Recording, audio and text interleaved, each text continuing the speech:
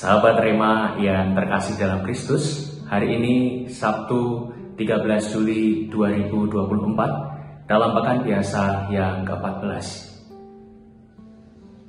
Bacaan yang akan kita renungkan akan diambil dari kitab Yesaya bab 6 ayat 1 sampai dengan 8 dengan tema diutus menjadi tanda kebenaran. Saudara-saudari terkasih dalam Kristus, melalui sakramen baptis, salah satunya kita dipilih, diundang, dan diutus menjadi nabi. Berarti menjadi penyambung lidah Tuhan dan menjadi tanda kehadiran Tuhan di tengah-tengah dunia. Dengan sangat indah tadi ditampilkan pada kita bagaimana panggilan Yesaya, bagaimana fase seseorang dipanggil menjadi tanda, menjadi pewarta, menjadi nabi Tuhan, yakni mulai dari kesadaran akan kehadiran Tuhan, lalu pertobatan, dan selanjutnya aksi nyata.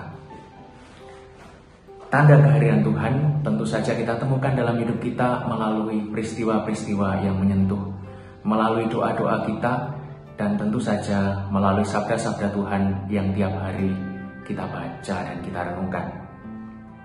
Dari situ kiranya kita menyadari akan realita kehidupan yang sesungguhnya. Yesaya tadi mengatakan bahwa celakalah aku karena aku hidup di tengah-tengah bangsa yang najis bibirnya. Jadi di sana ada kesadaran, ada perasaan bersalah yang itu kiranya sangat penting untuk kita yang hidup di masa kini. Bahkan realita ini sudah terjadi sejak zaman bangsa Israel, bahwa kita hidup di tengah-tengah tendensi, di tengah-tengah kecenderungan untuk semakin permisif terhadap entah tindakan kejahatan, entah pelanggaran moral, atau dosa-dosa. Dalam hal ini, kesadaran Yesaya menjadi sangat menarik, karena apa yang dilakukan oleh banyak orang, bahkan kalaupun semua orang selain kita melakukannya, tidak berarti hal itu boleh kita lakukan. Tidak berarti itu benar dan tidak berdosa. Disitulah pentingnya pertobatan. Dan disitulah menjadi semakin nyata bahwa kita para pengikut Kristus yang tiap hari berjuang melakukan kehendak Tuhan, berpegang pada rahmat Tuhan untuk tetap hidup benar, nampaknya di hadapan dunia menjadi orang-orang yang aneh. Kenapa dia tidak melakukan itu? Toh temannya yang lain juga melakukan. Kenapa dia tidak ambil bagian dalam kejahatan di institusi atau di kantornya? Toh semua orang melakukan dan mengambil keuntungan. Tetapi justru bagi kita, orang-orang yang dibaptis, para pengikut Kristus, orang yang dipilih Tuhan menjadi tanda kebenaran dan kasih-Nya, mestinya tetap menjaga hidup yang kudus dan benar. Tidak peduli meskipun orang-orang lain, meskipun orang-orang di sekitar kita atau bahkan banyak orang melakukan kejahatan, hidup kita tetap menjadi tanda. Sehingga sebagaimana Yesaya yang melihat kehadiran Tuhan, akhirnya bukan karena terpaksa, bukan karena takut, tetapi ketika mendengar suara Tuhan untuk memanggilnya atau untuk bertanya siapa yang akan kuutus, Yesaya berani menyatakan diri, inilah aku, utuslah aku Tuhan. Sehingga berawal dari kesadaran akan kehadiran Tuhan, lalu pertobatan, yakni kembali ke jalan, ke pola pikir yang benar, kemudian masuk ke dalam aksi nyata. Melalui tindakan-tindakan kita berpegang pada kebenaran.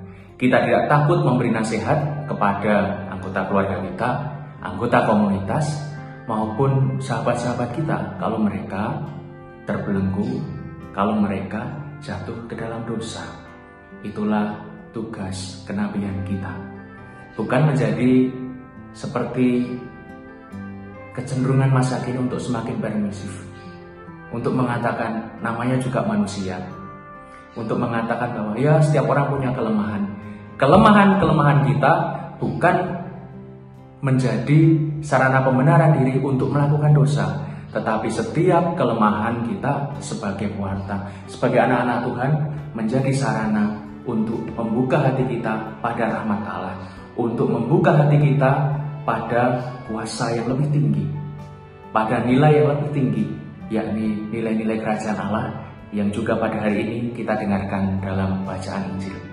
Dengan demikian, hidup kita sungguh-sungguh menjadi tanda yang nyata, tanda kebenaran, tanda bahwa kasih, keadilan, dan kesucian hidup itu tetap mungkin dalam hidup masa kini.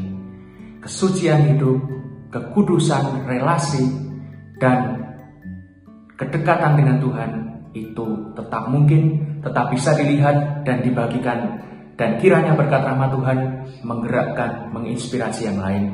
Kalau kita tidak berpegang pada diri sendiri, tetapi hari ini mohon rahmat Tuhan yang mengutus kita untuk meneguhkan kita, menghadirkan, menjadi tanda kebenaran di tengah-tengah keluarga, di tengah-tengah komunitas dan lingkungan kerja kita, dan di tengah-tengah dunia yang kiranya hari-hari ini terus membutuhkan nabi-nabi, terus membutuhkan tanda-tanda kebenaran di tengah hidup yang semakin tidak mudah, tetapi Tuhan hadir dan memberikan rahmat-Nya bagi kita, keluarga, komunitas, serta siapapun yang kita jumpai hari ini. Maka semoga kita semua, keluarga, karya, komunitas, studi, dan niat-niat baik kita senantiasa dibimbing, dilindungi, dan diberkati oleh Allah yang penuh kasih. Dalam nama Bapa dan Putra dan Roh Kudus.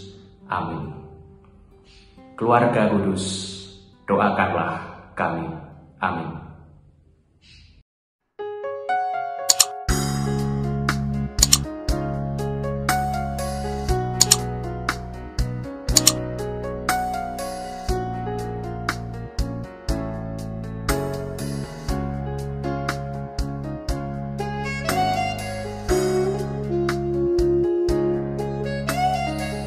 Sahabat Rema, sampai jumpa dalam program berikutnya.